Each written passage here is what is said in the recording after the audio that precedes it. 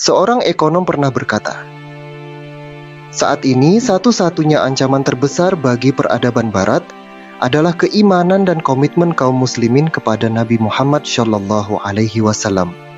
yang merupakan sumber kekuatan tak terbatas bagi mereka.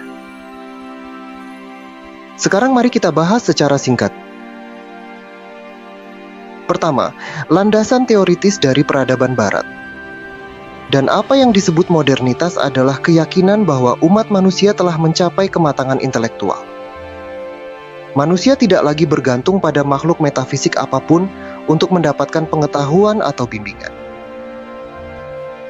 Peradaban ini mandiri dan tidak terpengaruh oleh sumber atau konsep supernatural apapun yang pada masa awalnya diterima untuk pemenuhan batin.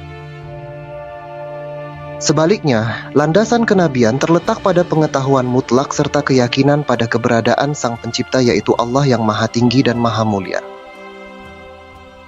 Pengetahuan yang hakiki dan bahkan hakikat kehidupan adalah anugerah Allah, satu-satunya pencipta. Semua kekuasaan dan otoritas tertinggi adalah miliknya semata. Dialah yang memberi petunjuk kepada manusia dan menganugerahkan aturan hidup bagi mereka. Manusia bergantung padanya dan hidup di bawah kekuasaannya sebagai hamba-hambanya.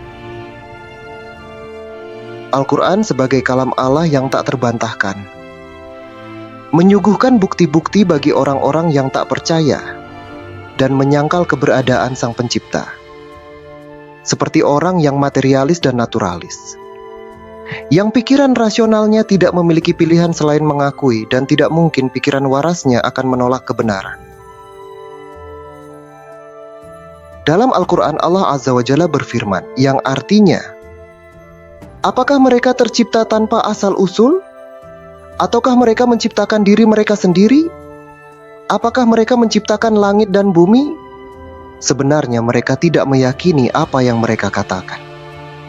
Al-Quran Surat At-Tur ayat 35-36. Tidak dapat disangkal tanpa ragu sedikitpun bahwa Engkau telah ada, serta langit dan bumi juga telah ada. Ini adalah pernyataan yang terdapat dalam Al-Quran, mengajak manusia untuk mengakui keberadaan Tuhan. Secara logis, segala sesuatu yang ada pasti memiliki alasan keberadaannya. Hal inilah yang mendasari akal sehat. Bahkan penggembala unta di padang pasir juga sadar akan kebenaran ini, seraya berkata, kotoran unta menunjukkan keberadaan unta, jejak kaki menandakan perjalanan seseorang. Mereka juga berkata dengan cara yang serupa. Langit dengan konstelasi bintangnya dan bumi dengan keindahan alamnya merupakan bukti akan kehadiran Allah Sang Maha Mengetahui. Para ilmuwan terkemuka yang mempelajari kehidupan dan makhluk hidup juga mengakui dan menyadari fakta ini dengan jelas.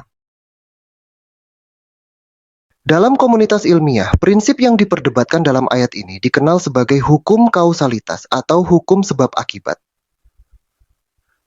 Hukum ini menekankan bahwa suatu peristiwa tidak dapat terjadi secara spontan atau tanpa pengaruh dari faktor lain, karena objek tersebut tidak memiliki kemampuan untuk muncul tanpa dorongan luar, dan juga tidak dapat menciptakan eksistensi yang baru karena ia tidak dapat memberikan sesuatu yang tidak dimilikinya kepada objek lain.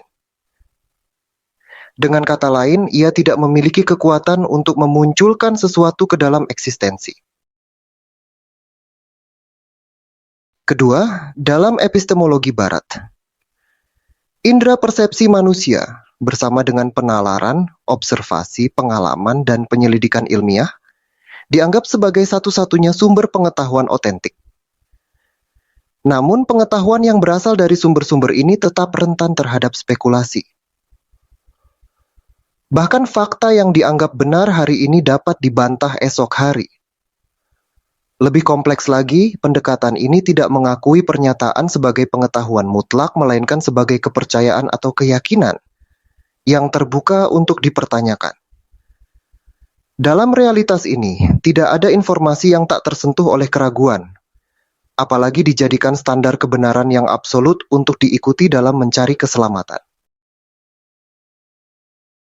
Sebaliknya, kenabian Nabi Muhammad Shallallahu Alaihi Wasallam menanamkan pemahaman dan kesadaran akan keberadaan kebenaran tertinggi, dan bahwa wahyu ilahi adalah satu-satunya sumber dari mana kebenaran itu bisa diperoleh.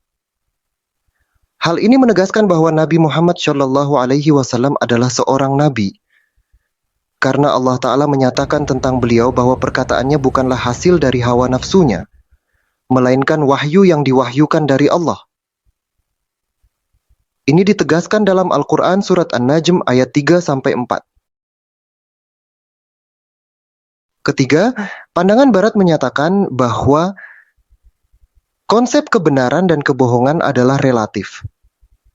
Tidak ada kebenaran atau kesalahan yang mutlak. Oleh karena itu, baik nilai moral, aturan sosial, peraturan, atau hukum dianggap subjektif, bergantung pada pandangan dan pilihan individu terhadapnya. Setiap individu dianggap sebagai penentu bagi dirinya sendiri. Namun, bagi para pengikut Nabi Muhammad Shallallahu Alaihi Wasallam, hal-hal yang ditetapkan sebagai benar atau salah, halal atau haram, harus melalui hukum ilahi dan tidak dapat diganggu-gugat oleh kehendak dan pilihan seseorang.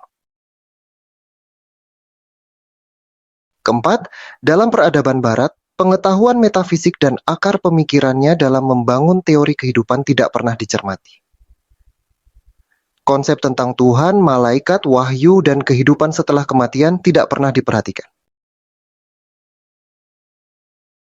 Sebaliknya, bagi kita pengikut Nabi Muhammad Shallallahu Alaihi Wasallam, makna sejati dan tujuan eksistensi manusia hanya dapat diungkap melalui wahyu ilahi. Kita meyakini bahwa kebenaran sejati terletak pada wahyu yang diterima melalui kenabian Nabi kita Muhammad Shallallahu Alaihi Wasallam. Kelima, dunia dan kehidupan duniawi memiliki daya tarik yang memukau bagi berbagai kalangan, termasuk orang-orang Barat dan para pengikut Nabi Muhammad Shallallahu Alaihi Wasallam. Meskipun demikian, perbedaan yang mendasar terletak pada tujuan akhir yang mereka kejar. Bagi orang-orang Barat, fokus utama adalah mencari kebahagiaan dan kenyamanan, kesenangan dan peningkatan kualitas hidup. Sementara itu, bagi seorang Muslim, minatnya tertuju pada kesejahteraan sesama manusia dan persiapan untuk memperoleh keselamatan di akhirat. Orang-orang Barat seringkali menganggap kehidupan ini sebagai kesempatan untuk mengejar impian, meraih kesuksesan material, dan mencapai kebahagiaan pribadi. Mereka mencari kesejahteraan melalui pencapaian dalam karir, hubungan sosial, dan gaya hidup yang nyaman.